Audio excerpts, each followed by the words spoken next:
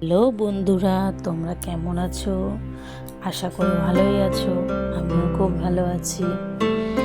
তোমাদের সাথে একটা নতুন রেসিপি নিয়ে চলে এসেছি, ভাতে ভাপা চিংড়ি মাছ।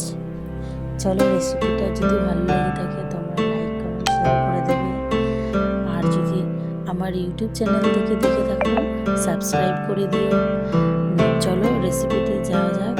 প্রথমে চিংড়ি মাছ ধুয়ে রেখে দিয়েছি, তার মধ্যে দিলাম হলুদ দিলাম, তার মধ্যে দিলাম একটু কাশ্মীরি লঙ্কার গুঁড়ো, তার মধ্যে দিলাম নুন, তার মধ্যে দিলাম একটু পেঁয়াজ কুচি, লঙ্কা কুচি, তার মধ্যে দিলাম জিরে বাটা, পোস্ত বাটা, সাদা সর্ষে বাটা দিয়ে মাখিয়ে একটু সর্ষের তেল দিলাম।